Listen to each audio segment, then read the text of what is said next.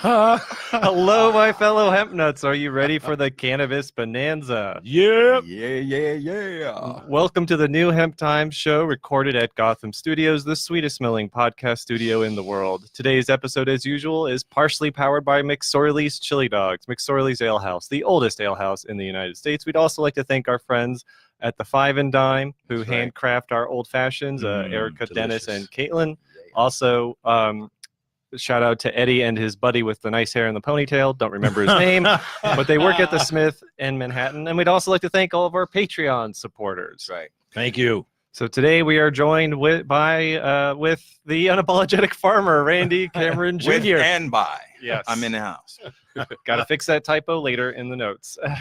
Also with us today, performing every week in Manhattan, Greer Barnes. Yeah, that's me.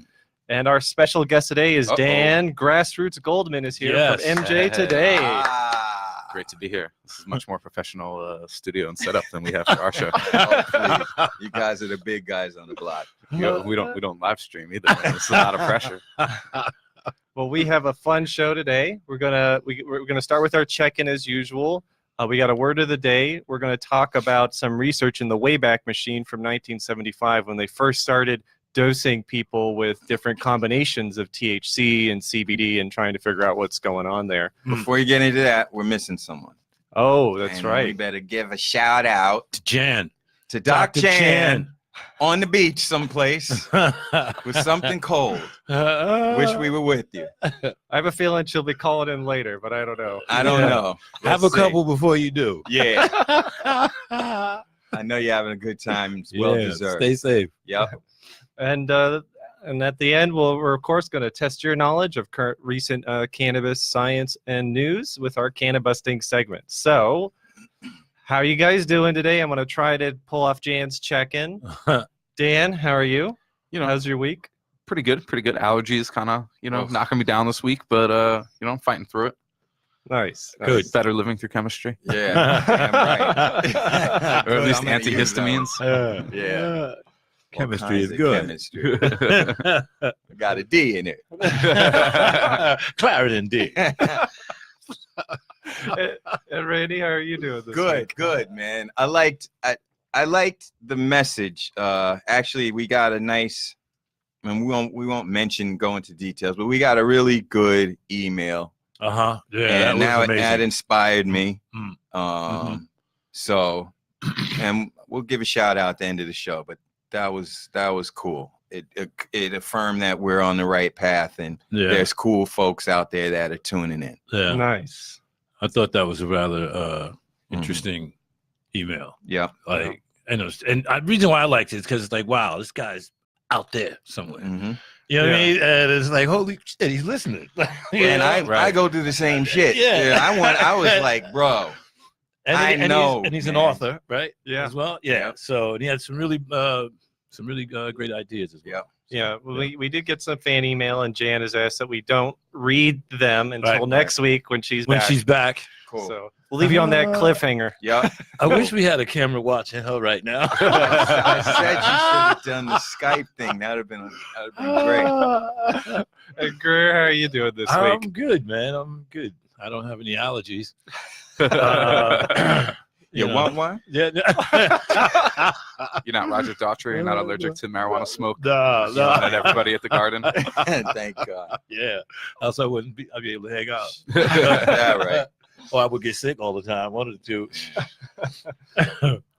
All right. Well, I'd like to bring us to our word of the day, and I found another ancient Hindi Sanskrit word for cannabis. It's derived from the word bang or bang, but it's Bhangini or Bhangini, Bhangini, and it translates to breaks three kinds of misery. And So many kinds of misery. Breaks three Breaks kinds. three different kinds of them. What? Spiritually, physically, and mentally? Like, probably, yeah. Wow. I kind of thought of the hear no evil, see no evil, speak no evil monkeys, Okay. but I like that better. This sounds like I was thinking like a sunburn, Yeah. that kind of thing. But sure, yeah, yours are more spiritual. yeah. It's like an old Hindu, like rapper god name, Bandini. Or Bangini or Bangini. That's that. Bangini, Yeah. He's from gonna use Bangini. That. Yeah. About to hit you with the spiritualness. Exactly. Nice. So I thought that was a good one. Nice. We put up a nice meme made by Sarah, our social media person, about this. She put Cool. the skeletons with the Oh, I gotta see that. Yeah, it's pretty cool. So, are you guys ready for some high science to delve into a little bit of science? Yeah, let's do it. So, there's been a lot of talk recently about when you take CBD with THC, what it does. And there's this thing people have been referring to as the slingshot effect, where people are like, feel like CBD is enhancing or potentiating the effects of THC. I don't know if you guys have heard of this, but I've seen some stuff coming out about this in the popular literature, online articles and things. Yeah, slingshot is new. I generally hear more about the entourage effect of all the cannabinoids, not so much, what I think we're about to get into, which is why is slingshot the analogy for the experience you had? I was wondering that myself. I was trying to visualize it. Maybe you get really dizzy and then you just sort of take off. I don't know. Okay. But yeah, I was thinking like how you slingshot, how the space program uses that trajectory of the. I thought it was like a slowing because as you get pulled back, it's slow, right? That's but what I would, and that's what I was fast thinking. Because that's what we're saying is that like it prevents you from feeling the effects initially, and but then it magnifies them. But I always thought of like the Apollo 11, like slingshot around the moon. Like that's how you don't get to Mars. That makes sense. Elon Musk plan. Damn right. So I decided to go back in the Wayback Machine and look up some research, seeing what we knew about this, and it turns out there isn't a lot of research about combining THC and CBD outside of the pharmaceutical preparation that goes under the tongue, Sativex, but this 1975 study, it's from 1975 when it has a title like Interactions in Man with Delta-9 THC, Part 1, Cannabinol and Cannabidiol. So what they did in this study in 1975 is they gave people 20 milligrams of THC orally, right, which is pretty big dose. It's more than you know. For a novice. I mean, it's for somebody. I mean, it's not really that big a dose for me, but I'm gonna have to be a patient because I need to test this stuff. I don't understand this. Right. I don't know if 20. What'd you say? So 20 what's the maximum dose for something from Colorado? Is usually 10 milligrams. Yeah, like 100 in a chocolate bar, but then you got to split them up into 10 milligram doses so people don't have them more endowed. Right. And, okay.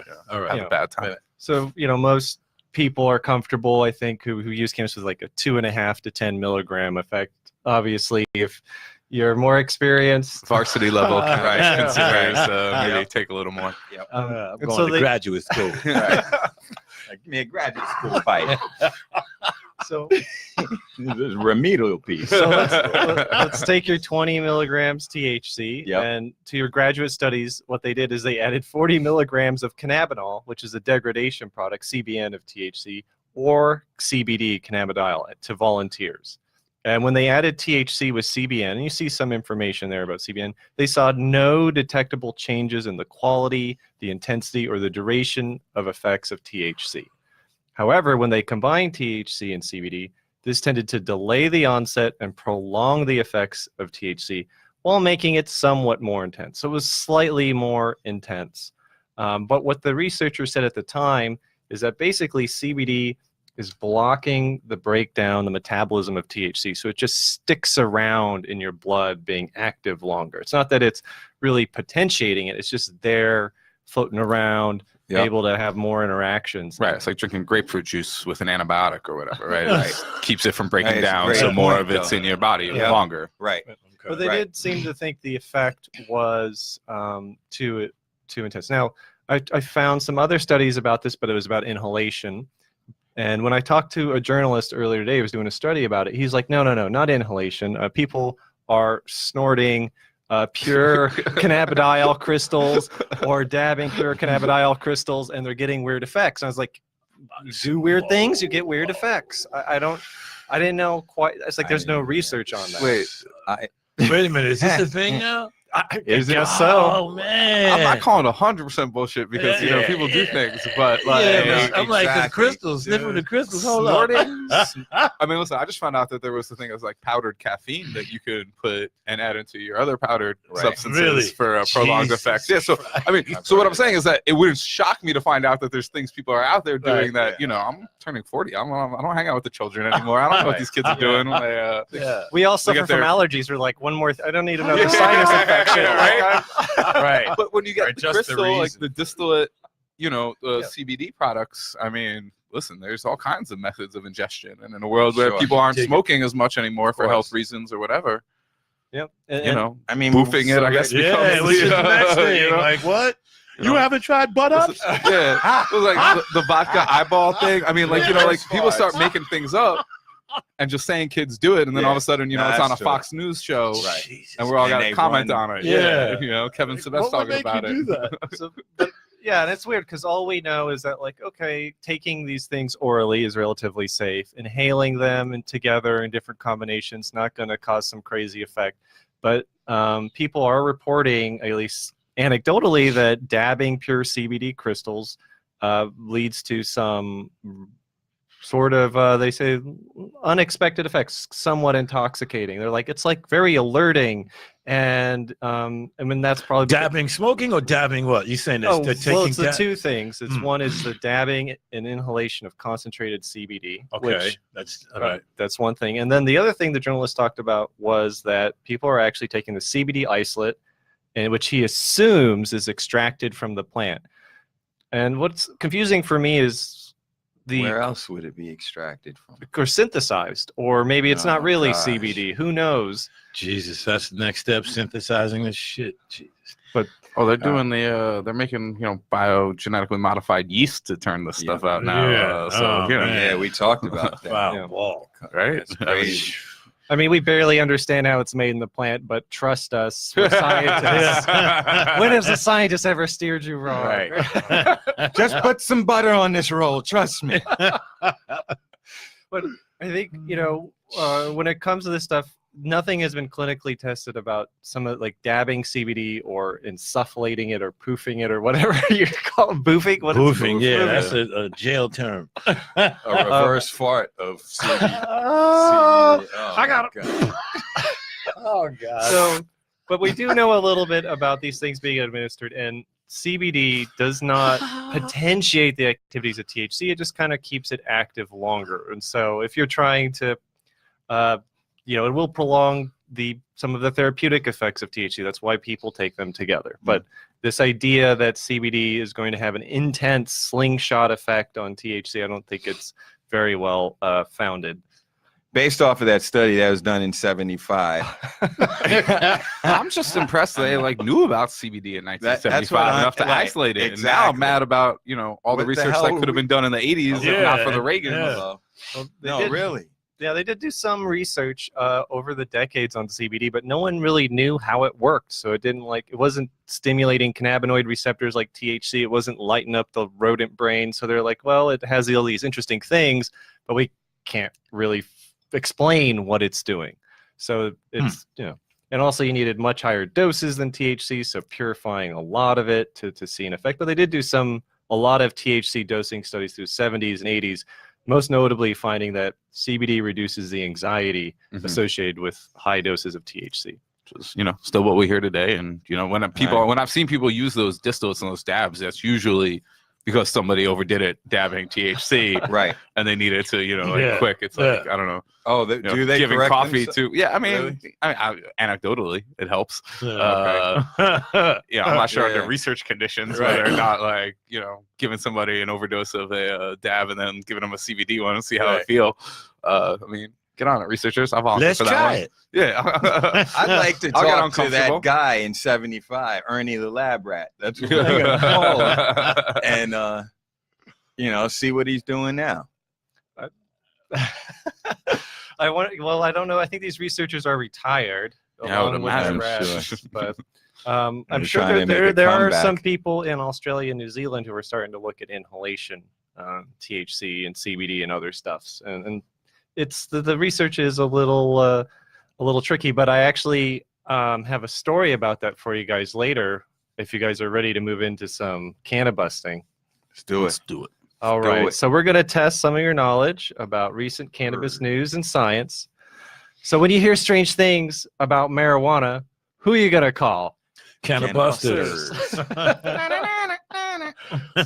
So to warm up, let's start simple. Just a little simple. So a new report stated that in all, 31,000 people are registered with the Ohio Cannabis Program. But a recent news report has said that fewer than half of registered Ohio medical marijuana patients are buying the product. Is this a real finding about the program in Ohio, or is this complete fiction?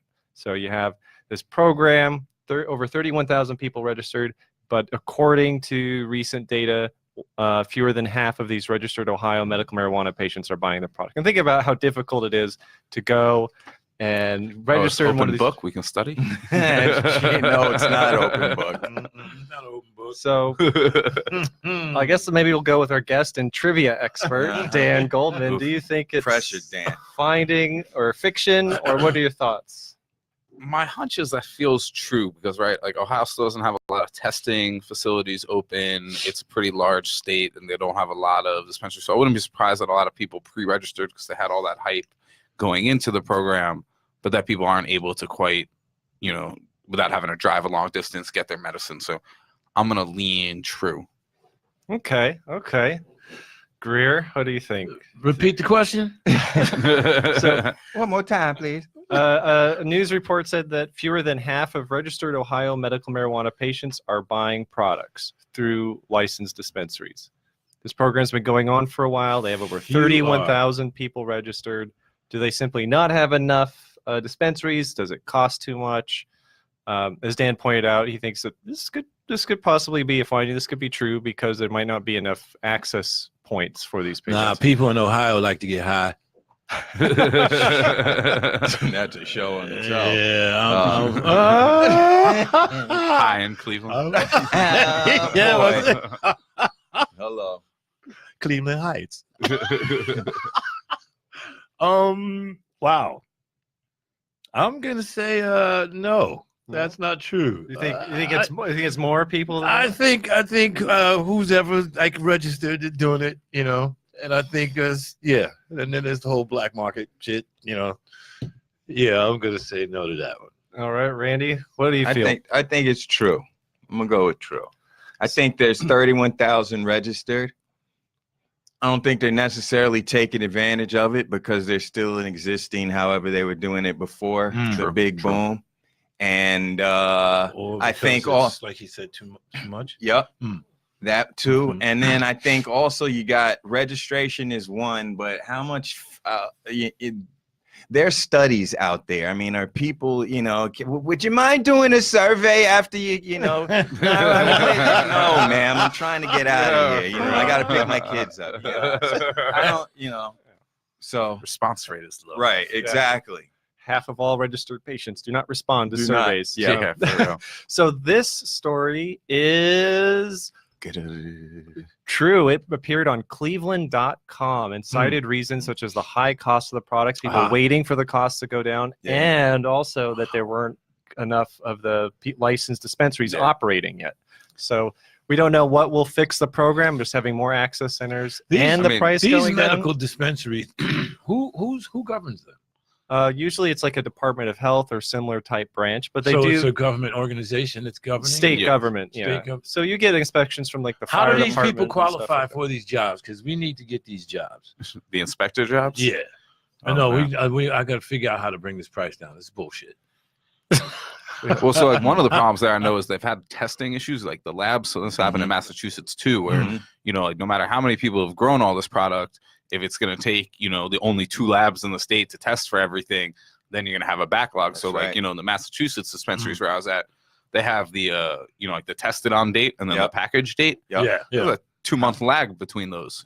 So you got all kinds of things. Whereas if there's now only one place in all of Ohio to get your medicine tested, good luck if you're the 8th person in line for that day's, test. You're going to face a backlog. So, getting those, just shortening those windows down, I mean, it's not necessarily going to help to keep the price down because people start shopping around for labs that give them, higher THC numbers and better results, and you're seeing that. And there was that dispute in Massachusetts between the two different methods of testing, right? How you're going to look for mold and fungus and all that. So, we don't have a uniform way of testing all this. I mean, were they equally right in their testing, or like was one? No, because I mean, listen, even one bud, right? Like the THC content of one flower tested in two different parts of that flower are going to be different. So you have people who are just cherry picking the best looking flowers out of there. And so they've had to have the inspectors or third parties go and take sampling from the buckets of finished product to make sure you're getting a random sample, right? Because and then shopping for THC results is totally silly to me, because if I put myself in the role of a manufacturer who's extracting from it, and I think there's 25% THC in a product, I'm going to run my machine and make my products as if there was 25% THC in it. And if there's really only 20, what good does that do me at the end when it fails the quality control test? Right, or you got to do a recall because your label is off. Exactly. Right. Like all of a sudden, I think that was what was happening in Ohio. It's just like, we're paying for these fake lab results. We don't understand. Well, we have 20%. Right. Or that rapper out in the West Coast that went through that, But in Massachusetts, those two dates have to be stamped, have to be on. Yeah. I mean, and all these things will get, as more dispensaries open up, as more labs open up, as more.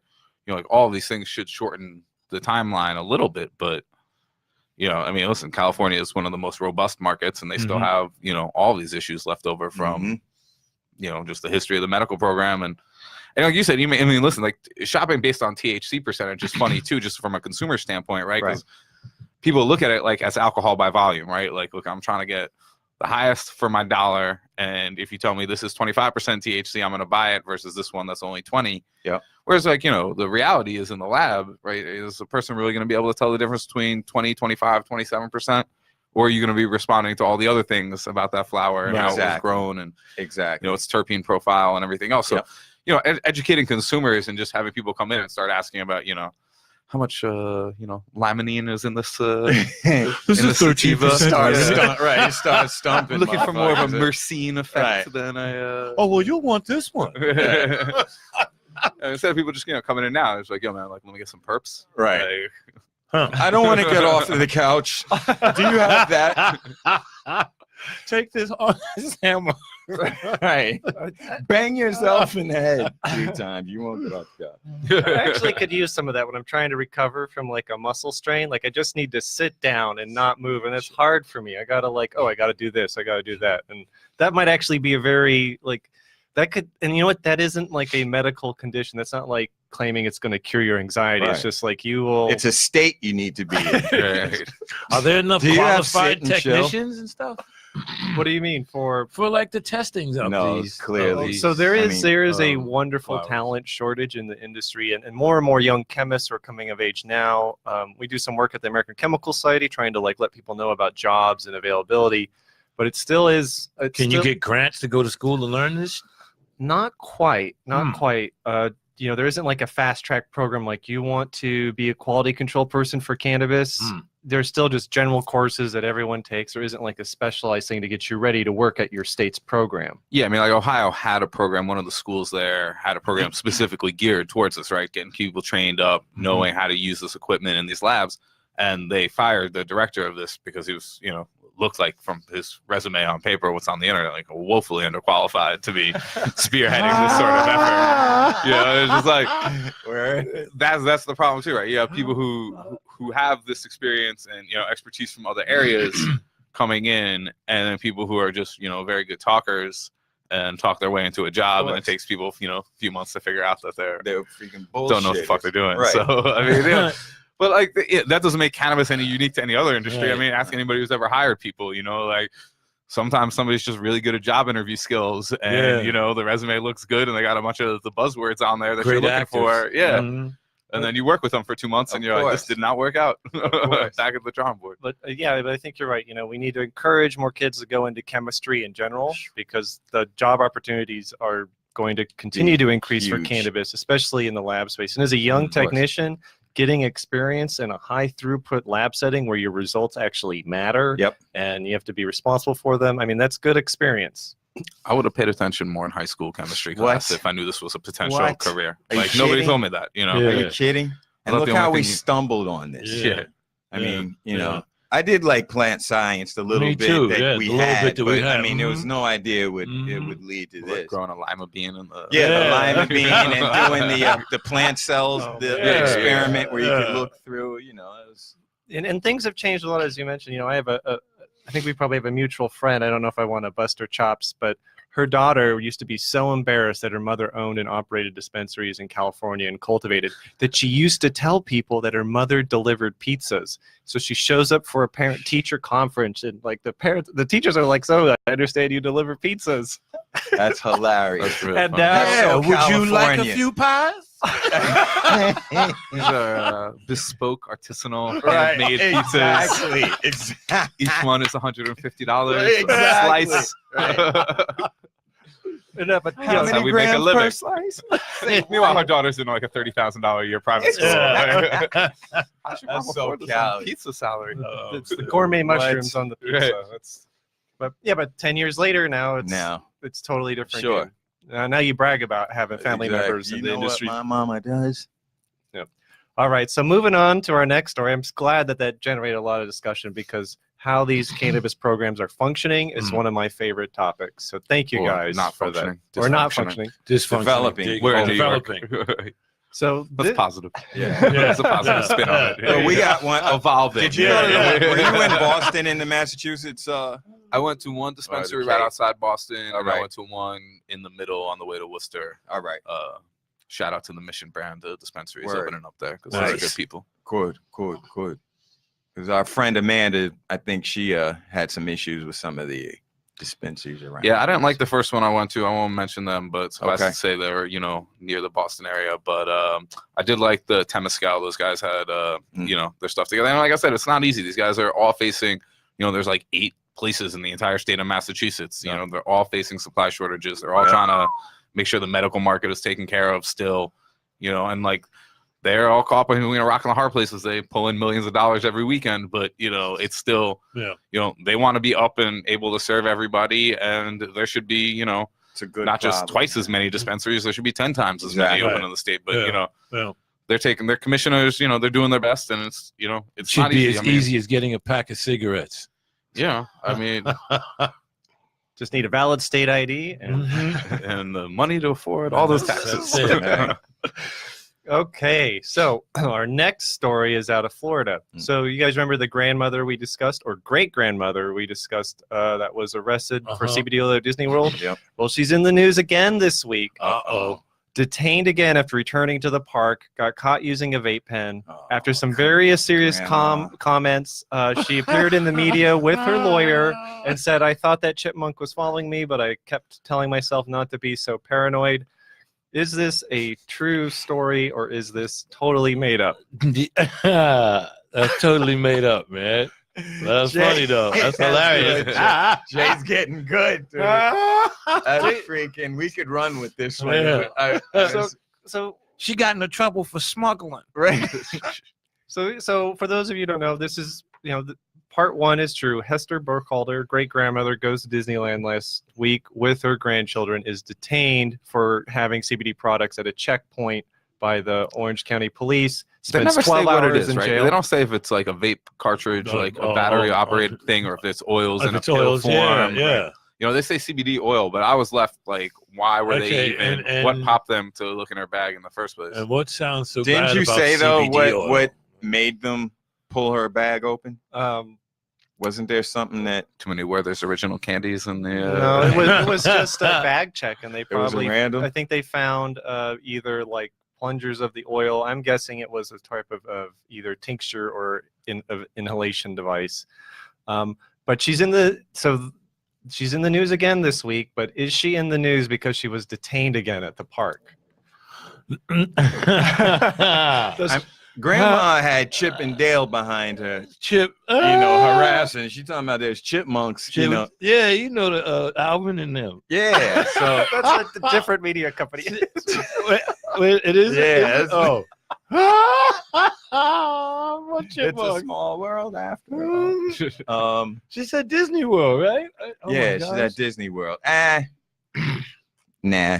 What do you? Okay, you can Funny. say no. I'll That's say fine. no. She is in the news again She this had week. grandkids. They were embarrassed. They went through it like 2 weeks ago. They showed up again, and Grandma gets busted. Not buying it. No, I'm not buying it. Dan, what do you think? Yeah, this one's false. Yeah, I'm gonna have to call bullshit on that.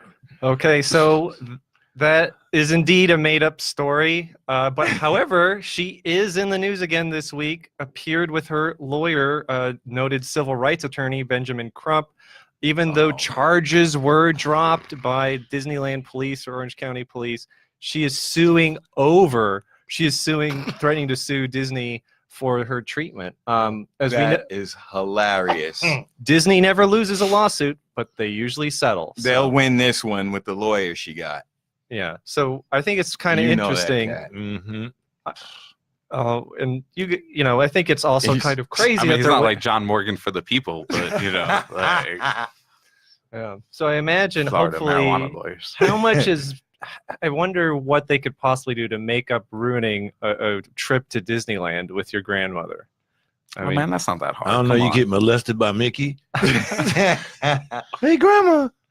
I don't know. They just give you, a couple free passes to Epcot. And That's what they do. There you go. Man, like There you some get a free year's passes. supply. Yeah, Right. Call it a while. we want Goofy to be with us the whole time. Uh-huh. You got it.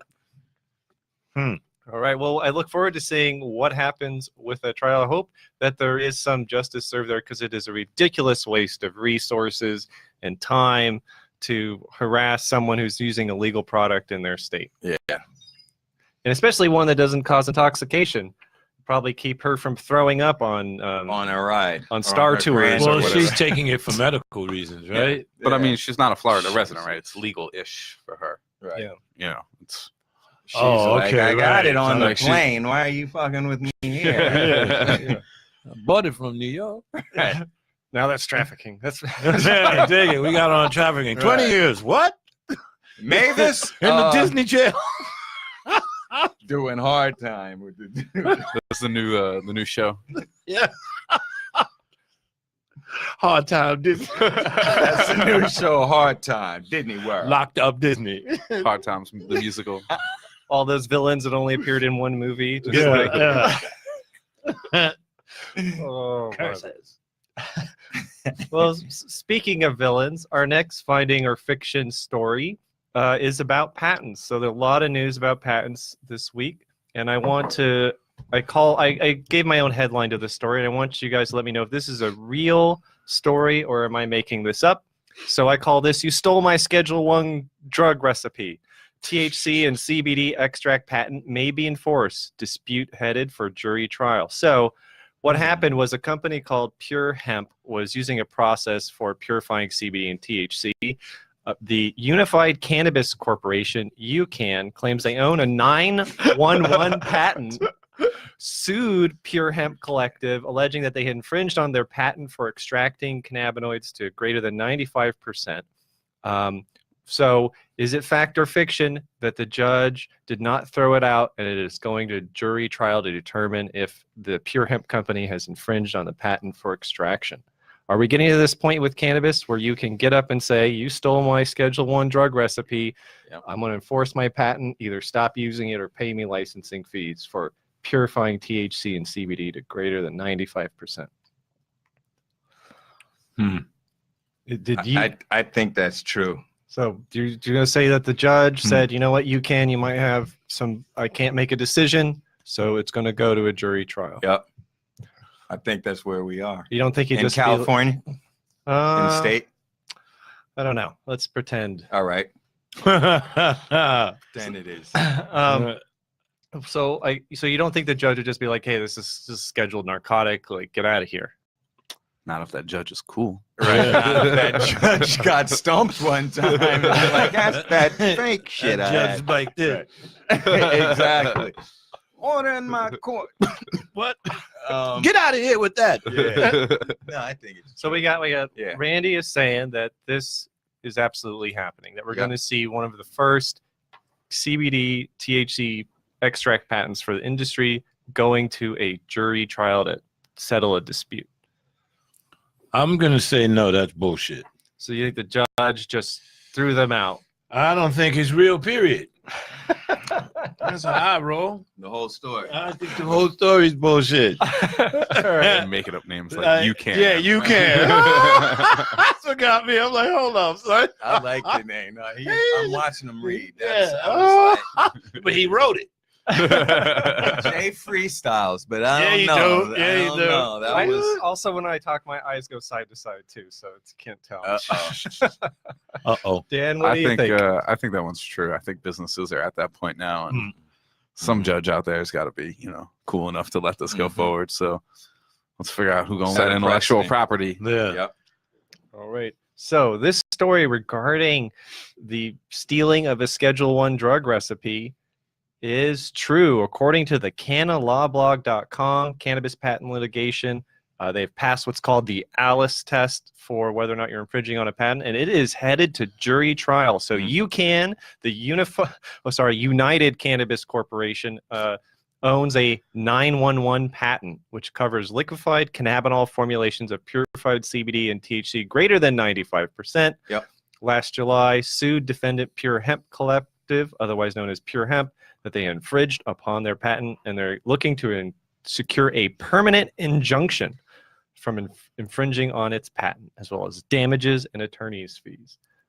So it seems kind of crazy. Patent dispute, man. That's my bread and butter. It gets me so excited. Yeah, it seems crazy to me because if you look at the literature, like even going back to the 40s, even the 1890s, there is how to extract and purify cannabinoids. It's been around forever, and so it's just surprising to me that it's not there's not enough information in the public domain to protect the ability to purify these compounds. That's what I was thinking. It's like, okay, wait a minute. Isn't there a specific way or a technique to do this? But I mean, if you look at alcohol, moonshine, that's been around since forever. It's basically the same few different ingredients, but people get sued for infringing recipes, and that's more like flavor, though, ain't it? Well, it's the process, right? Like, the Jack Daniel's got to get finished in the charcoal barrel. Right. If you finish yours in a charcoal barrel too, Jack Daniel's sue you. Right. So that's why you got to put sugar in and make it Jim Beam. Ooh, this gonna be Jim Beam. But I mean, if they have an interesting process, I mean, I don't know, how these extractors all work, because they all have, advanced chemistry degrees, and I don't. Yeah. But like, if they got their own process and that's what they patented, I mean, there's so many patents.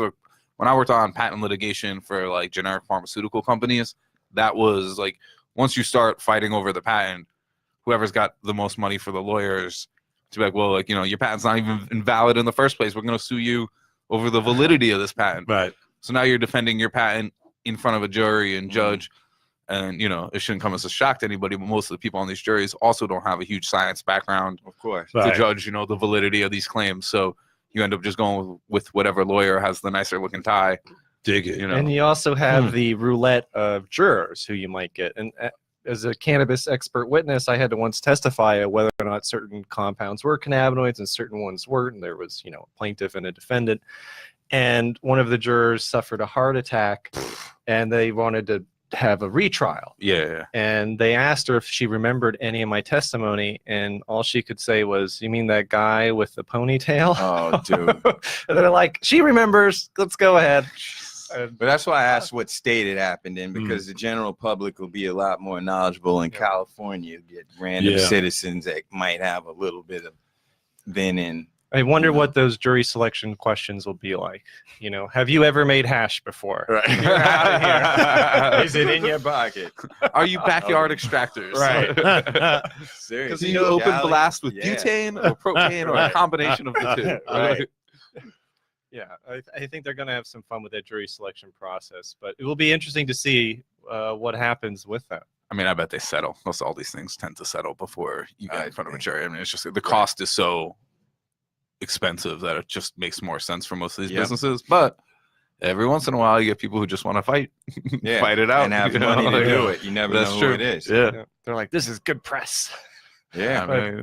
Well, we haven't seen anything like this for plant genetics or delivery devices, but this is the first just for an extraction process. Yeah. So this could become that case that everyone cites when they're defending their patents. We'll Get see me out what of happens. paralegal retirement and go back and start doing the patent law again. Hey, Okay. So now we're going to move a little bit away from general news and into science, if you guys are ready do to it. test your mettle. So our first science finding or fiction, I'm going to start simple. New research suggests that men's cannabis use is increasing twice as fast as women's cannabis use with the legalization of cannabis. So according to a survey, in the past 3 months, the use by men has increased by 3.3%, while for women, only 1.7%. Do you guys think this is a true finding, or is this just me playing with numbers, trying to trick you? I think it's false. So you don't think that the legalization has had an impact and that men's cannabis use has increased? It's had an impact. I'm just guessing that from. And not I to don't know, mention, it who seems got into more- trouble for smoking marijuana? Predominantly men, I Right. think. Yeah. Yeah. Overwhelmingly. Exactly, Overall, overall. if anything, I would say that the increased women's increase, their use may have increased. That's what I would what say. I'd Yeah, say. I think you reversed the numbers. Yeah, I on think this you one. reversed I it think- on us. I would just think- to- Well, also, I mean, you just have a lower base to go from, right? When it's like, that's right. you know, when they were the line was, you know, the marijuana industry is growing faster than the smartphone market. Yeah. I was like, well, yeah, but everybody already got a smartphone, Yeah. so you're not. It's not growing. It just Right. is. Right. You know, like men who were smoking already smoked. Yeah, Like, yeah. I think there's a lot more women who were like, I don't know, it's Yeah, not legal. I'm yeah, gonna wait. yeah. And all the products that are specifically being marketed towards women now. So And where at as well? with Well, this- what if I is this said it survey? wasn't the United States? What if I said it was Canada? Would you believe it? ooh, Wow. Yes. Yeah, I might believe it then. I don't know. I'm just. I might believe it. I don't. Yeah, the proximity to us is close. I think they're pretty much the same. So I'm gonna stick with it. Okay. Yeah, okay. Well, Canada didn't have the problems we had though with marijuana, right? Like law wise. Mostly it leaving there, the Big Bud, the Northern Lights. I mean, Okay, there well, was Leaving there. I mean, but once it got in here is where the problems Yeah, start. Right. you know, Okay. they- So it wasn't criminalized. I mean, they Not still had as arrests much. and stuff. The Oh, same way, sure. but not quite as Yeah. you know. Yeah, gung-ho we know as we were got about pulled it. over. A few times. In Shout out to Canada. Officer Jenkins. Remember us? so this study. Sorry. Sorry. So since legalization took place this past October in Canada, the percentage of men who've used it in the past 3 months has increased more than women. However, other data suggests that 70% of the women they talk to believe that use carries a stigma, and 66% hide their use. So the numbers might be a little tricky depending on. So Which is why you said they don't get busted on the Yeah. steering. and they're not Typically, the women- answering surveys. Right. Exactly. You know, so 60% of women are just like, Right. all right, I just lied to you. Yeah. I smoke all the Oh, time. Yeah. I'm high now. Right. I've got a good job. You don't. But this trend Smart. does echo a 2018 report from Colorado Department of Public Health, which showed that the rates of men using marijuana or cannabis post-legalization increased at twice the rate of women. And female-focused cannabis brands have done surveys looking at the role cannabis plays in the lives of women to understand why we're seeing these results. Is it a true thing, or is there some sort of factor I that's wonder how young affecting- those men are. That increase. Mhm. Like, I wonder how young they are. You know what I mean? Like, I wonder if it's a bunch of 54-year-old dudes, or are they like 17, 18-year-olds, 19? You know what I mean? I think in my mind, I keep saying, other than more in increasing access, all the men I know, legalization has not affected Right. their usage, Right. other than Right. their, hey, I'm not calling so and so. Yeah. I'm driving to the dispensary. Now I got to run an errand. Right, I instead of got to having run an somebody errand. come Yeah. get me. Right, I'm going to the donut shop, kids. Does anybody want to eat donuts? Right.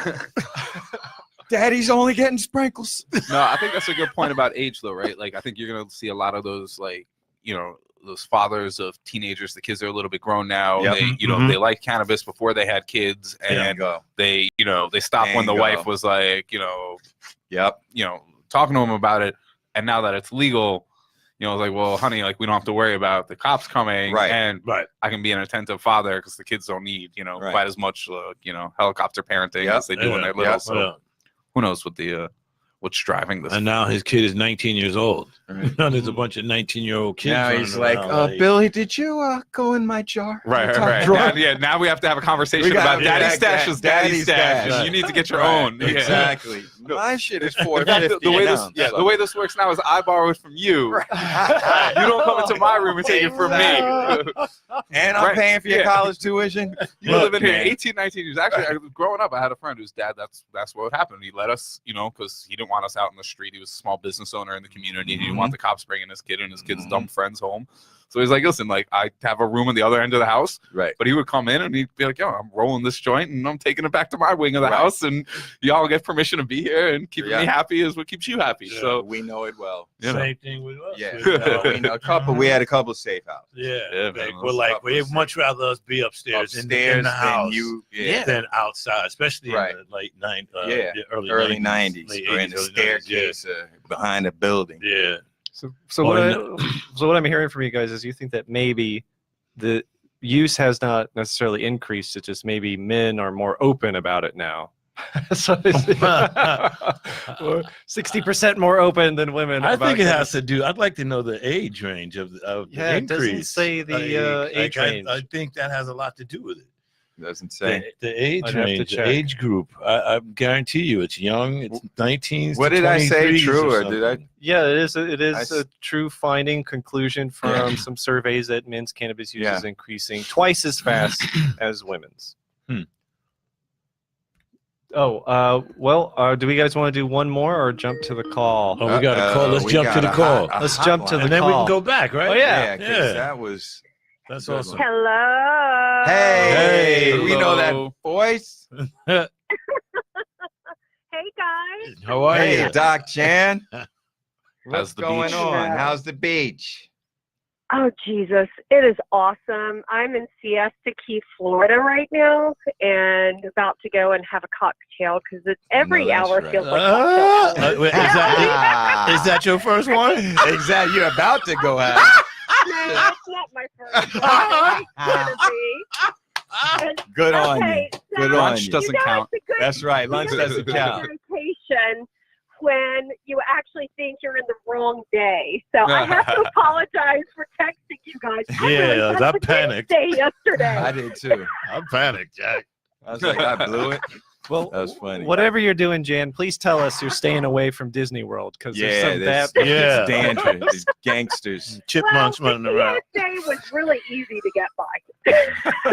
Disney World, I'm not going to take my chances with Disney World security. Are you guys having a good show today? Excellent. Yes. Anything you need to process about me not being there? Because I know it's really upsetting. Probably. There's a lot of testosterone in here. I'll tell you that much. I know. I'm kind of afraid. Y'all need to wipe that down whenever you leave. Wipe it down. Please, we need some feminine energy. We need some real female energy represented.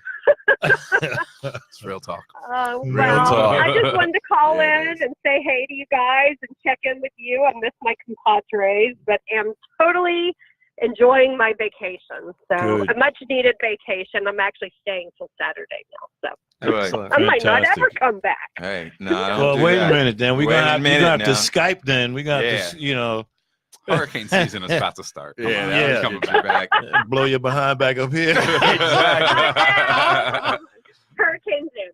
Anyway. All right, guys. All right, Doc. Right, thanks for calling in. All right, maybe. Bye. Bye. And that's all the news from the beach in Florida. The beach news. Well, she mentioned testosterone, and that brings us to our next fact or finding or fiction story. Some of you may have heard about the Harvard study that showed that cannabis users have higher sperm counts, have more sperm than non-cannabis users. Well, this study may have been refuted by a team of Yale researchers. Their findings suggest that the reason cannabis users have more sperms is because cannabis users have significantly less sex, according to their studies, enough to compensate for the differences in sperm between non-cannabis users. So are male cannabis users full of it from lack of use, or? I get high, I be busting more. No, dude. I mean, all the Jamaican dealers and herbalists I've ever, they're like, look, man, look here. You smoke and you keep it upright, you see? I got 13 kids. Yeah, and they got 3 wives, 13 kids, 14 jobs. 14 jobs, Each kid. 1 pipe. I keep it full all the time.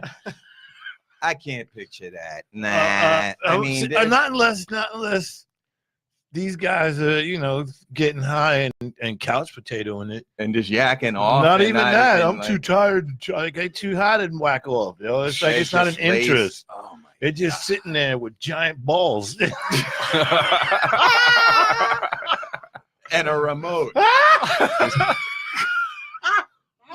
Oh goodness, what a lie! God.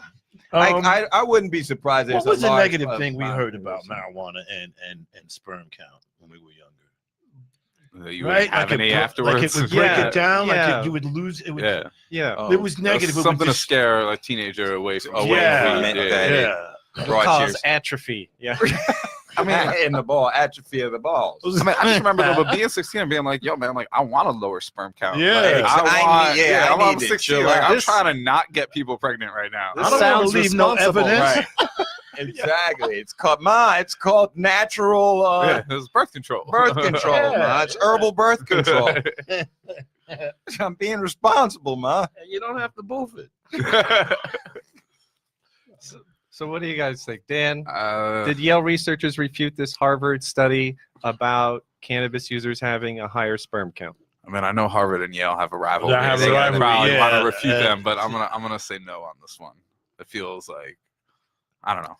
I don't feel like researchers are counting sperm right now. Yeah. Yeah, I'm gonna go with you. Oh my God! It's in my eye. I told you to warn me. Why aren't you wearing your protective glasses? That's how you get OSHA violations. Yeah. No, no, You know, Jan is like, okay, guys. Oh boy, Jan, I'm trying. Oh gosh. She I brought think up the it's fake. testosterone. Yeah, I think it's fake. I Yeah. think it's fake. Well, this story is full of it. So this is good totally That's made a up. good The one. Harvard study still standing strong to criticism. But researchers have been studying this for a long time. It was actually the second thing that was looked under a microscope. It was a room of dudes. They first looked at a drop of water, and they were like, anyone have anything else to look at? And that was Some just, idiot. there's like books of drawings of what people looked at. It was a real science. It's probably going to be something that's debated, as we talked about. The story goes back and forth. Sometimes it's bad for reproductive health. Sometimes it's good. But Harvard tends to put out some pretty good Yeah. research. I mean, can it be both? Yeah, it Yeah. needs to be both, depending on the person. Actually, Yeah, that's not a bad point. Genetics could play a role, or Damn right. lifestyle, things like that. Lifestyle. Yeah. So That's it. Choice of underwear. Yeah. Choice of Yeah. underwear, right? Lifestyle and the Yeah. type of drawers you wear. trifling. I wonder if they controlled for that in the Harvard study. If like cannabis users all wore like boxers or briefs, or what was the What was the controlled? Yeah. Come on, y'all wear these A thongs. medium Calvin Klein. Half the groups and thongs. For 2 weeks. Damn it. Okay. I can't take it. All right. We're gonna go into plant science next. Oh, God. All right. So researchers study some pretty wild things, if we've discussed on the show. But this next one, I want to know if you guys think this is true or not. A group of researchers wanted to understand how to get higher yields from cannabis. And these are not industry people. These would be researchers, academic researchers. And they found that the formula for maximum possible flower yield is to, one, have a low plant density, flowering period of 9 weeks, the use of high-pressure sodium lamps, adequate fertilizer, and manipulating the light intensity. They also said that genetics play a role, but you could use LEDs to also increase the efficiency of your yield. So I want to ask you, are researchers really studying academically the best way to increase your yields for cannabis? And it's not, and they said it's not growing a bunch of dense plants together. It's low density plants that flower early. and use those high pressure sodium loops. I mean, those are arguments that I've heard between growers for years. So I don't know if, again, I hate to go back to the old moonshine thing, but these are trade techniques that people argue and, have stuck to. And so right now for researchers to chime in and have effect on people that have been, using high pressure sodium bulbs compared to metal halides and the distance LEDs from the top of the canopy and right. Because I've been to some cultivation sites and sometimes you just see the plants squished in there. Exactly. Sometimes you see them spread out lovingly exactly. in every square. Right. Well, I mean, it depends if they're regulated by canopy space or plant count or exactly. what they have in order to try and maximize their profits in that particular grow space. And whether or not they have to test it afterwards for contaminants might also play a role. And also what the market wants, right? Like, bigger buds, not necessarily what the market or consumers demand. Right? They want like uniformity, they want sexy looking buds, right. but they don't necessarily want, if you're only buying an eighth, to have it all be one big fat bud. Right. But is it the size of the bud or just like the motion of the ocean? Yeah, like a plant may have like 10 buds. They're growing it to try to get the plant to have 100 buds, right? This would be the maximum, or to have 10 possible biggest, fatter. Yeah. Right. I mean, at a certain point, it's just grams and weight. But ideally, to Dan's point, they'd be trying to maximize. However, if their plant only produces, like you said, I think it's a great analogy, 10 buds, right? They want to maximize how big this will be, how big that biomass yield will be, and so that's what they're looking at. And is this a real thing where they're saying, what? I'm gonna say it's a real thing only because of the simple fact that you were saying earlier that these people are having a shortage of bud or of product.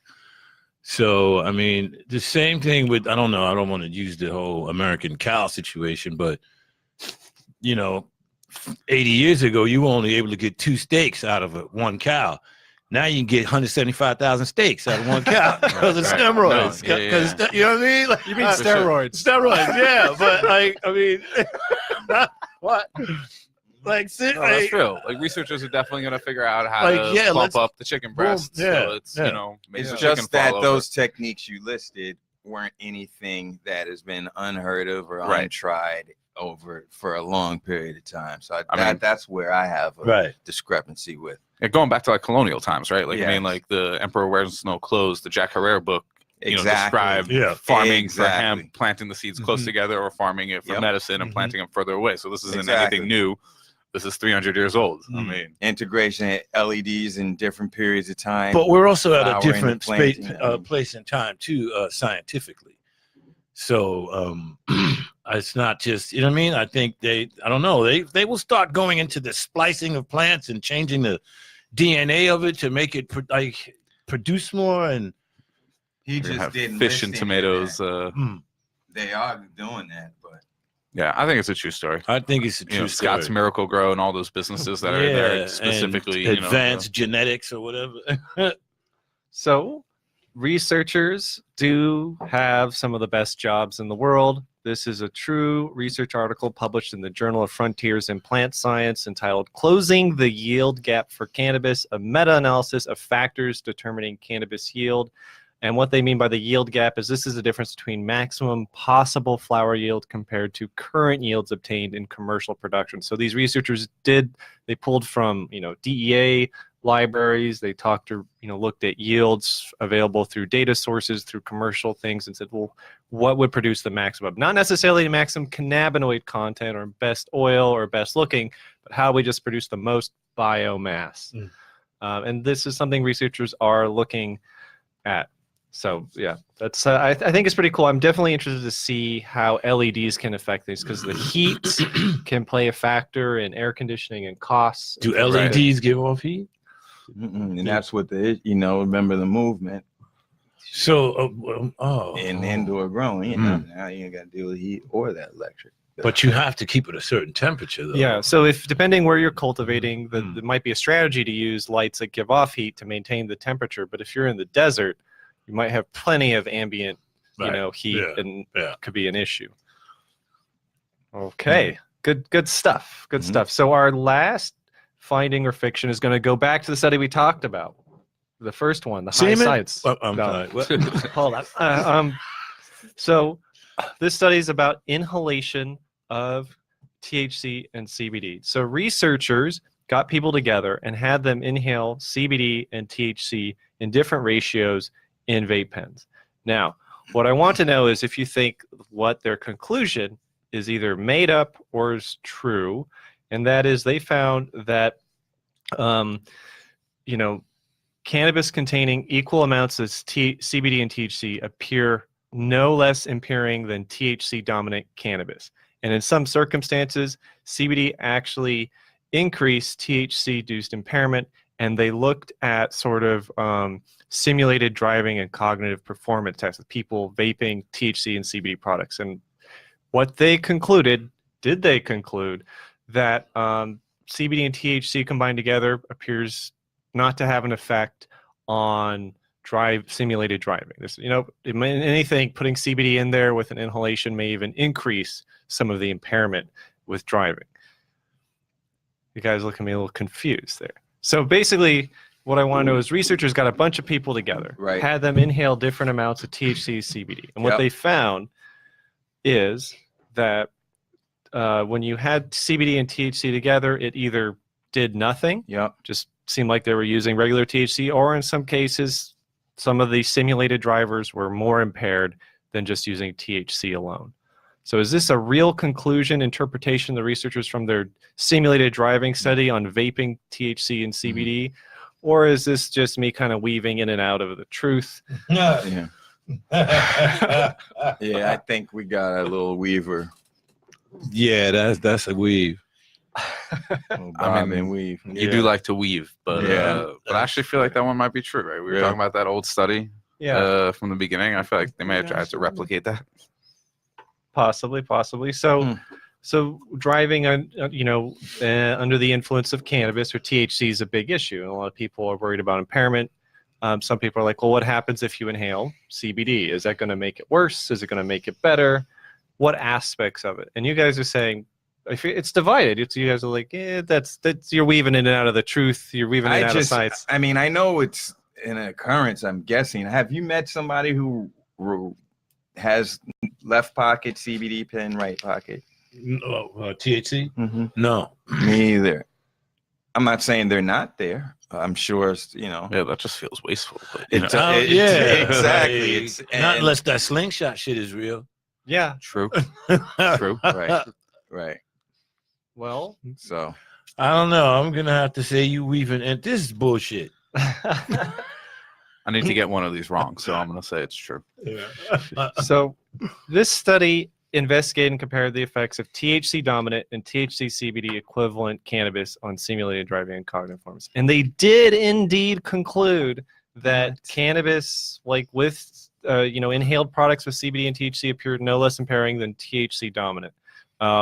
The study is called Cannabidiol content in vaporized cannabis does not prevent THC-induced impairment of driving and cognition, published by a pretty well-respected group out of Australia.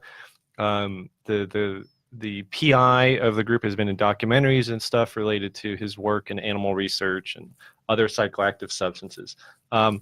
So they did use 14 volunteers that had a history of light cannabis use, and they attended 3 experimental test sessions to simulate the driving at 2 different time points. Now remember, this is inhaled cannabis. This is different than potentially absorbing it under the tongue or insufflating it or eating it.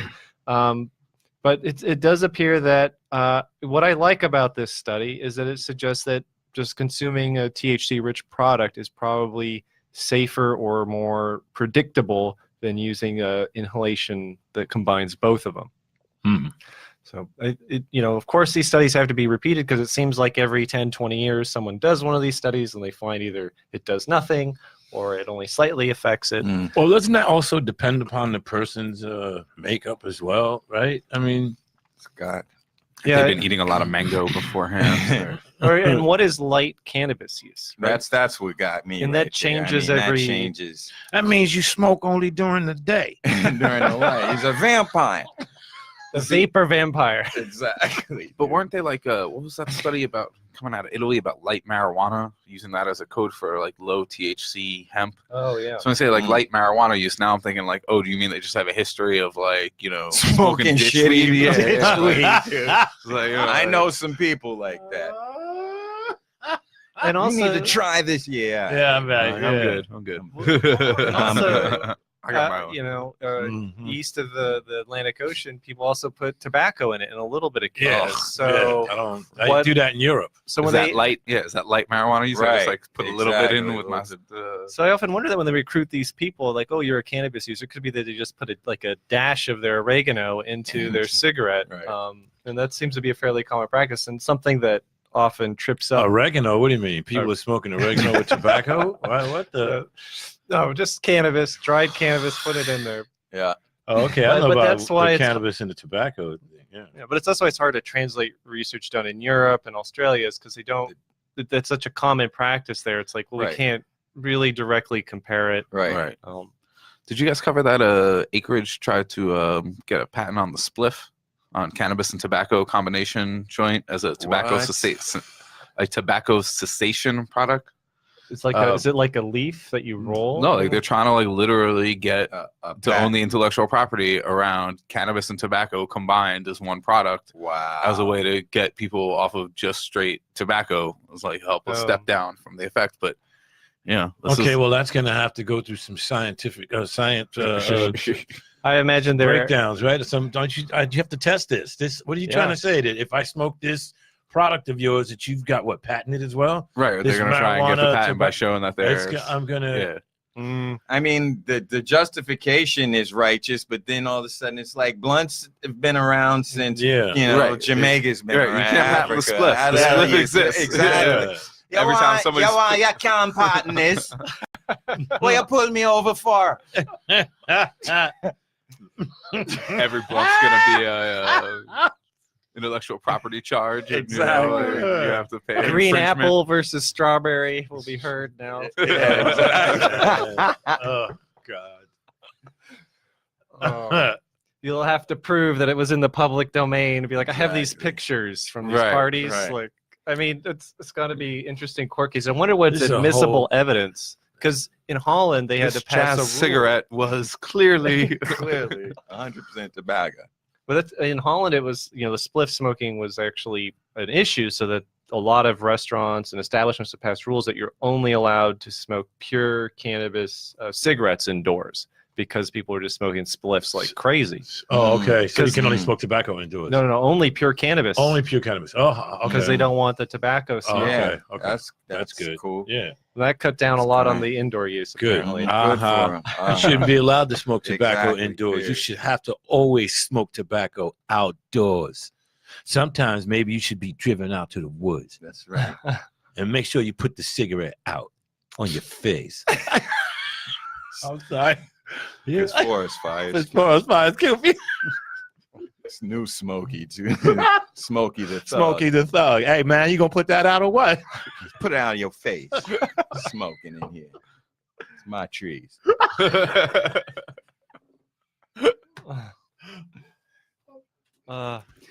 Well, only you. that Yeah, man. that does wrap up the CannaBusting yeah. headlines, but there have been some really funny things coming out in the cannabis world. I'm sure, Dan, you've seen some of them.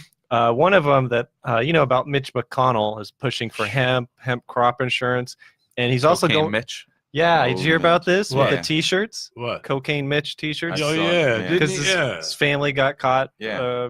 Well, their boat got caught Yeah. with 90 pounds. 90 pounds. That was going to be a What? great 4th of July. I wonder party. where's that 90 pounds at? And where did it come from? Yeah. What'd you do with it, Mitch? Well, I'm not gonna tell you. Right. I gave it to Obama. He's flipping it for me. Maybe that's why. I want my money back. Rand Paul said he knows the guy. Maybe that's why Trump keeps asking us to pay for things. He's like, we need a bigger wall. Need a little bit more. Where's that wall? Right. Pentagon needs a big And job. stop That's when you got to Mitch. pay your bookie, man. Hey. Telling you. But yeah, secret wars ain't cheap. No, they not. To find out.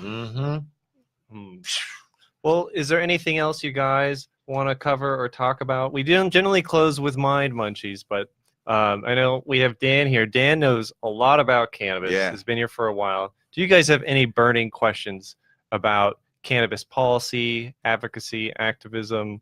Well, as the vet in the room, Dan, why don't you give us your vision of how you see this New York thing shaping up and the stalemate that it's in, and how long will it take to free the log jam? So I guess as we're recording this, New Jersey just announced they're going to punt the legislation to the people and do an initiative in 2020 on the ballot in November. Brilliant. I mean, it'll pass, obviously, because it's popular with the people. But, you know, I mean, you're a professional lawmaker. Do your job. Pass a law. You know, like, and these are Democrats. It's Democratic-controlled legislature, and they couldn't get it done. So it's very disappointing that, you know, there are Democratic state senators in New Jersey. So, you know, what's the holdup in New York is the same kind of thing. It's a, you know, fights over money. That's right. And where's it going to go? What do you mean fights over money? Like how to tax it? How much to tax it and where to spend it once it gets taxed, and how we're going to, They can start with the subway system. Damn it. You know, but there's advocates out there who don't want a single penny to go to the MTA or the housing authority because they want, you know, those pools of money to come from somewhere else. And it's money, right? A cash-strapped economy, and everybody, you know, nobody wants to pay more in taxes, and everybody's got, you know, billion-dollar plans to do this and do that. So, you know, the money needs to be there at some point. But, you know, the thing about New York and New Jersey is, right, like, not only is it the shared border, but, like, the tens of millions of people who live and commute back and forth.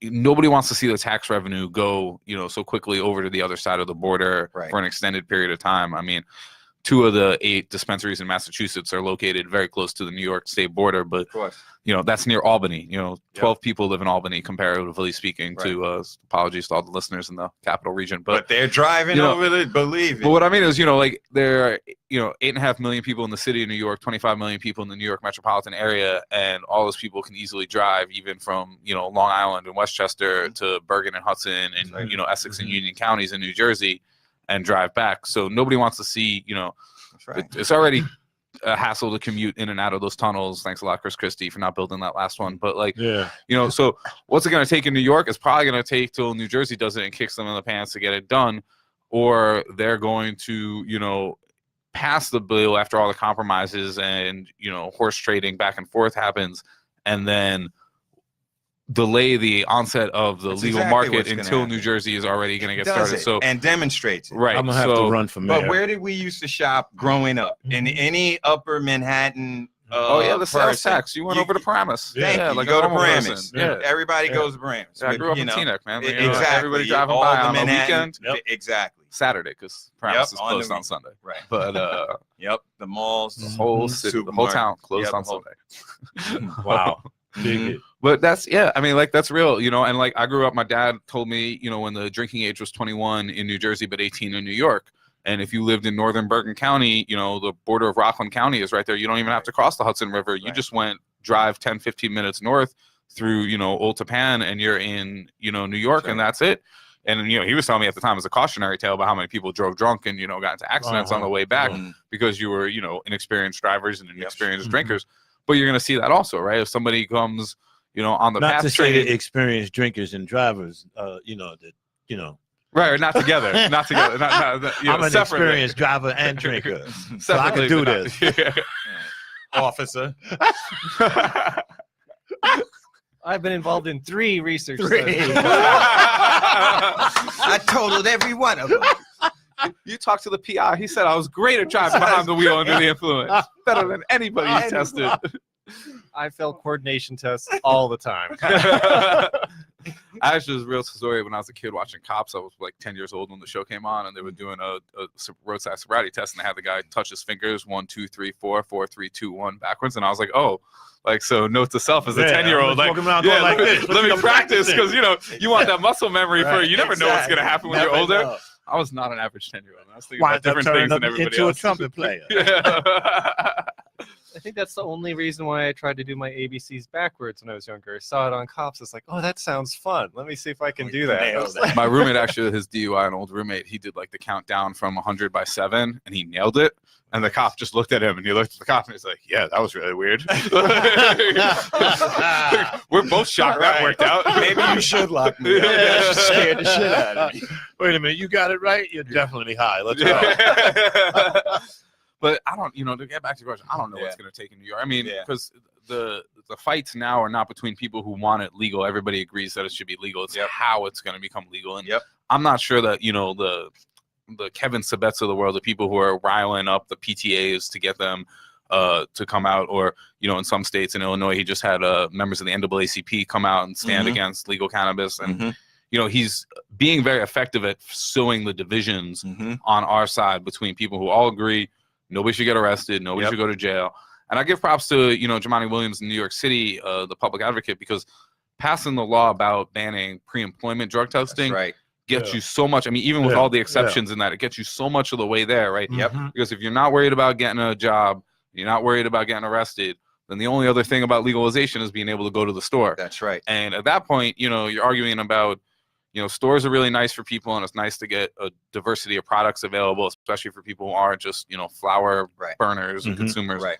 But I mean, so what? So you still just got to know a guy? I mean, that's not the end of the world. You're always going to have to know a guy. With a home grow not being in, the New Jersey bill, and looks like it might not make it into the Illinois bill, and people are asking about, home grow or death or whatever. I'm just start growing at home. If you're really that worried about it, I realize that, it's easier for me to say, but as an activist, my feeling is, if you get busted for having plants in your basement once it's legal, let's go to a jury and let's fight it out in front of a jury, because I don't think a jury is going to convict you. Yeah. Right. Yeah. Well, I don't want to waste that money, but I mean, it's very stressful, and the time and the money and the expense is hard on a family, but and everybody would like to be legal instead of being illegal. But I mean, I'll tell you what, the thing about New York is very weird. The governor's staffer from the health department is really preoccupied not only with this public health agenda, but really preoccupied with maintaining the distinction between legal and illegal after it's legalized, and making sure that people aren't purchasing what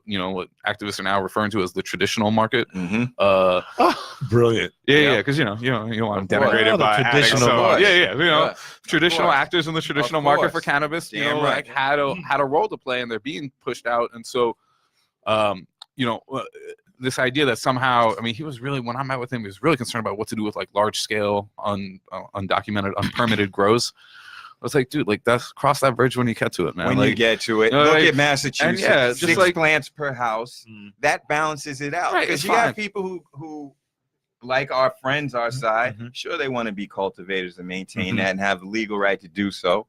At the same time, I mean, and the truth is, Chris Crane from Forefront, points out the people who grow it at home are the most enthusiastic, right? It's like a home brewer, somebody making it. And it's an excitement, and it's a therapy as well. And that person is Chris Crane. He was a former executive director of Students for Sensible Drug Policy, but now he's leader of one of the multi-state operators from Forefront. But they know as multi-state operators that the people who are growing at home are also coming in to purchase edibles, are also coming in to tell their friends about topicals, to bring something to somebody who can benefit from arthritis and using a topical that they never used cannabis before.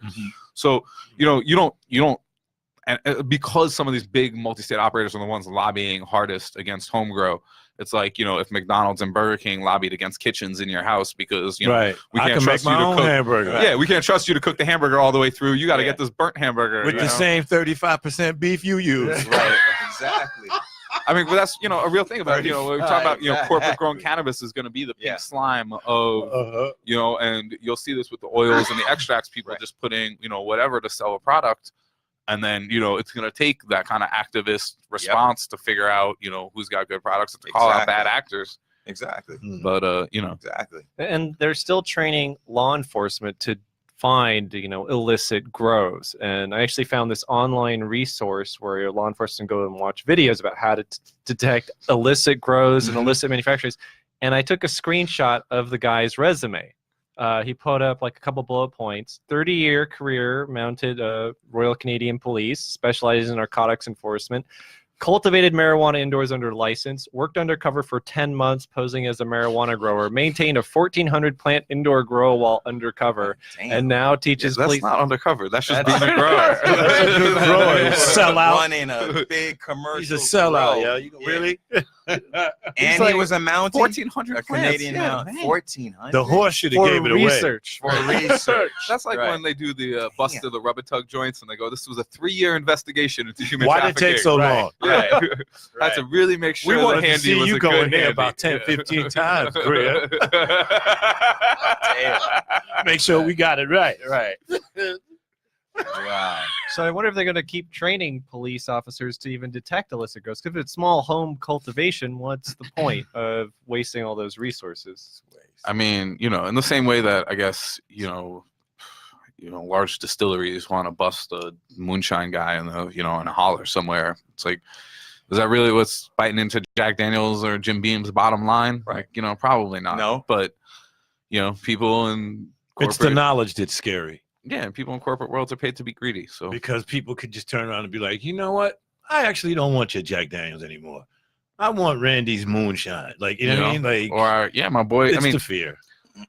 in Colorado, right? Like, come September, October, everybody's got a ball jar full Right. of, buds to share with their Right. friends. Mhm. But after you've gotten a whole bunch of it, I mean, mediocre background grown cannabis is mediocre background That's grown right. cannabis. Yeah. And, just like when, That's right. all my friends were trying to do home brews, That's right. and you're like, Shit yeah, came man, I'm out- like, I think I'm gonna go get a store bought IPA because I think the taste is Of better. course. So, I mean, look, just you're hitting it.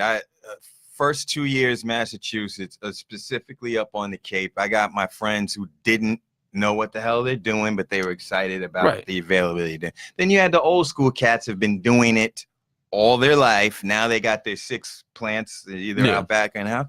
And those are beautiful, because they were good. They're skilled right, already. they know what they're doing. Know what they're doing. Well, that's the future, man. People Yeah. who are gonna know what they're doing and people who don't, That's life. and who want to learn. I mean, Well, it I should be know a what I'm hobby like doing. anything else. That's right. All right. Well, let's close out this roundtable Nice one. discussion. And if you guys feel comfortable with sharing a mind munch, this is something, again, to give people some food to thought to think about for the next week, as they're going around trying to make sense of the world through cannabis. And I'm going to start off because I hear this stuff a lot about is cannabis a drug? Is THC a drug? Is CBD a drug? And I have a simple rule to figure things out. A drug is any substance that's injected into an animal that produces a scientific publication. That's what I call it. That's what I call a drug. That's that's my rule of thumb to help me navigate this crazy world. Yeah. So who's up next? I'll go real quick just to bring our guy, because I was inspired by his little email. And Oh, yes. so he's on his mission, and we're building a fan base. And this particular cat is going through some sleep issues and being able to keep a job that allows him to maintain his choice of medicine. And if you're out there listening, he inspired me from what he communicated with us. And hey, reach out and help somebody else, encourage someone else, so we I don't like that. feel alone. Yes. I like that. Yeah. Community is important. One of Important. the things, especially, I mean, as we move away from medical into, just a broader adult use setting, and the social use spaces kind of get put on the back burner as a, second or third tier item to do. One of the things that, a lot of the pioneering medical providers used to talk about a lot was that sense of community, that people who are suffering, who have an illness, who, it is difficult for them to get out of the house, but make the effort to go to a dispensary Right. because they need to, but finding a community of people who are, like-minded and there to give you support in difficult times, especially when, when you're ill. It's so isolating anyway. Exactly. So, when we leave that part out, especially, in legalization conversations, we really do a disservice to all the patients That's right. who, may not have a condition that is, got enough people or popular enough to be listed. Exactly. When a state only lists 7 or 10 or 13 conditions, and then, you're still in the black market or the underground economy. And, this is how you find people when you're finally able to go and reach your medicine in a place where, you know, you're not treated like you're feeling like a criminal. Exactly. Will that black market always exist though? Oh, hell yeah. Right? It will, Hell yeah. right? Because there's always it looks like, you ever see popcorn pop up out of the thing? It goes like that. I mean, you can get so many cups, but there's always some down here where it's like, well, give me that. And I mean, it's really weird. I don't know why I'm using popcorn. Well, the fixation on getting rid of it. And, you know, the thing that I've noticed just in the, you know, 2 decades that I've been doing this as an advocate in the last 5 years or so as a podcaster, but, you know, the underground economy is really nimble, you know, and it can compete. So for all of these businesses that started expecting, you know, hey man, like I'm gonna sell this eighth at $60 because, you know, yeah, like that's what people were paying on the street. Yeah. Finding out like, people don't want to pay a street price now that it's legal. Yep. And it turns out the underground economy is more than happy to undercut the regulated market by half. Yeah. And so, you know, good luck competing with them. They are a lot more nimble and a lot more willing to take, you know, less of a profit margin. I mean, 60 was just the maximum people were willing to pay for a very long time. Exactly. But, you know, I mean, I'm very fascinated watching those two markets try and compete with one another and play out, because I don't think, you know, it is going to be a shift. You know, researchers who do that kind of work, looking at, you know, Sudhir Venkatesh and other people who've looked at, you know, the economics of underground economies and traditional markets, you know, there are people who are gonna lose their cash flow. Sure. You know, and not be able to cover their immediate needs, who were working in the underground economy, are just going to lose customers to regulated businesses, and they're going to try and get them back. Of course. And, you know, like try and compete with that. They will be forced to innovate. Right. Just like they always have. Yeah. Market competition. The Republicans turned out conservatives were right about one thing. You know, markets are strong. It's strong. Just because they're wrong about almost everything. Yeah, that's true. Broken clocks. But that is competition. Yeah. According to Facebook, we may have a late caller coming in to ask us a question, a couple minutes, but not to derail you guys, but get ready. Random question coming from a listener. Cool. He apparently had some words about us discussing cultivation and LEDs, but I don't know if that's what the question is about. But good thing we have a farmer here who can help guide us. Cool. So what were you guys talking about? I wasn't paying attention. Last. No, just kidding. Well, okay, this has nothing to do with marijuana. This is America, and we're a democracy. Don't forget, there's a separation between church and state. We cannot have any of our laws being influenced by religious beliefs. Pay attention to what's going on in our country. Are you talking about the CBD evangelists? Yeah. In Alabama. Shout out to a lot of reformers in Alabama, you know, trying to move the decriminalization effort down there. In the meantime, you know, one step forward, it feels like 12 steps back down there. Yeah. 12. And it's big steps back. Well, the women are going to get strong down there. And we got to stand up as men. We got to stand back behind them. Yeah. And back this is them about women's health. And I think with all these hemp licenses and the crazy number we're seeing, like Minnesota and Idaho and other places, I think Alabama's going to get on the hemp bandwagon and hemp cultivation. I think they're already there. I mean, I think they've passed. People are starting to register businesses down there, and you're like, listen, man, put your name on a document in Alabama about a business that you know half the police department down there are still itching to throw you in jail for. Takes you know an extra level of bravery. Trust me, my name won't be on that list. Yeah, you know, California doing it in the Bay Area is a little different. Exactly. That is a debate they're having in Pennsylvania. But just a report came out. Police were complaining about their training is that they can't identify what's legal and what's illegal. Wow. And if only we had access to the list of patients who are registered, we could more readily tell who's legally using and who's not. That's not the only thing they don't know how to do. And the person who said the certificate training for drug identification was like, you can't just have that, because then anytime their name appears on something like getting a gun or any other service or thing, it would red flag them and you could show up to their door. Yep. But you know, that is an issue. I'm always concerned about how some states who see this as the devil's lettuce or as something really terrible, how they're going to regulate it. You know, there's been crazy propositions in the past. I remember when California, many years ago, they once proposed, well, we'll just put every patient's name on the plant that you're growing for them. Wow. So, you know, we know what belongs to who. And I just thought, well, that's a terrible idea. Could you imagine Good like Lord. this is your vial of medicine, we're going to keep it in the fridge right here, or I mean, just the tracking involved. But I hope that states like Alabama and other states continue to protect people's privacy and not this sort of vindictive role that sometimes we think of when we think of law enforcement. But there also, as we've discussed early on the podcast, with the perceived increase of social cannabis use at concerts and sporting events, they are now taking strategies towards saying, if you don't like being around marijuana smoke, officer, you shouldn't be there. And so now officers who, complain about it, they don't get reassigned to those venues. And that's a strategy that they're using. And officers that's that good. request the venue. I'll do it. All right. That's why it's called Smokey and the Bandit, right? Exactly. Unbelievable. I'd take every one of those. What, a concert? Yeah, I'll do it. I'm working Earth, Wind, and Fire. What? Well, the issue came up because officers were failing THC drug tests after these events and things like that. So yeah, that's why. Right. And so what? And they were coming up. It was coming up in their bloodstream or something. In their urine. Yeah. They're like. Yeah. See, that's the other thing, man. That's the type of tests that should be done. You don't smoke, dude? Okay, cool. We're going to put you in this smoke box or hot box, just like every once in a while, like for 2-3 days straight, like 20 minutes, 30 minutes, or whatever. And then see, because that, I wouldn't be a bit surprised if those cops were going home and taking a little toke themselves, man. What? Yeah, I just took this off a little Spanish kid. Like, come on. I mean, how else are you going to confirm the identity of the product? Yeah, your job is stressful, right? It's a fucking marijuana is a stress release. Oh, wow, that's a cool headline. Businesses, what does that say?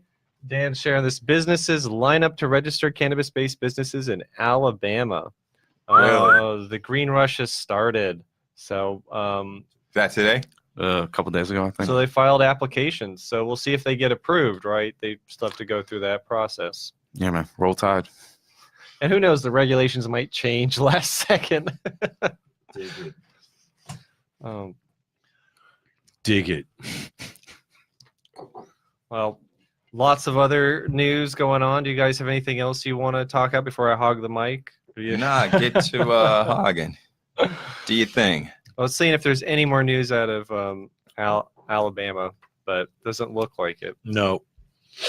Oh, that's the big news. Alabama got enough headlines this week. Man. Yeah. There's this video. I don't have internet access right now, but I think this is really great. It was on ABC in Michigan. A family has started going to locations selling CBD and filming it. And I say, like, did they read our mind? Because we had talked about going into some of these bodegas and other shops and filming the interactions, but apparently this family is secretly filming it. Yeah, just kind of like going in there, seeing what filming. What are they filming? People purchasing? I don't know. Locations selling various CBD products, like what they're selling, how they're selling. So okay, but what's the purpose bottom line? At the end of the day? I think part of it is that some of it is done right, and some of it's done wrong, and there is a way to get it legally, but there's lots of other ways. So I think they're just kind of, it's almost like I only watched a little bit of it, but it just kind of seemed to be like a live blog post where they're like, like the crocodile hunter, like we've captured some wild CBD out in this bodega, and we're gonna Crikeys. Exactly. This bodega is selling CBD edibles. Right. Exactly. Terrible impression. And it's interesting Because because dead a it long makes time. you, It's hard to remember. like there's a store right by where I work at, man. It's like, yeah, I saw something that said CBD, and it actually looked like good bud. Yeah. But no, I'm there's like, some CBD stores around New York selling flower Yeah, that looks just really? like but sexy weed. is it actual CBD though? That's my Well, point. they don't know either. Like I that's the point. To just put out a massive amount of shit that's not real. Like it could just be placebo weed, right? but then again, even if that, like, because haven't there been cases where people have gotten a placebo and they were healed? It's like a mind over matter sure. thing. Like, Well, they've done studies on placebos, painkillers. My favorite one was they gave people electric shock to their arms, and they had low, medium, and high price painkillers, all the same thing, all sugar water. And people who got the high price pain relieving placebos had significantly more pain reduction from electroshock than people who got low priced paying placebo. So But I mean, paying a lot for the treatment is part of the treatment, right? Exactly. Like that's how you know it's so good. high That's how you price know. high price placebos are more effective than low price placebos. So just remember that when you go and get your homeopathic medicine, That's right. that the more you pay, It's the more it'll work. If it says Ultra on it. Are you going to eat or get your insulin? Can't do both. How fucked up is that? It's not funny. America. All right.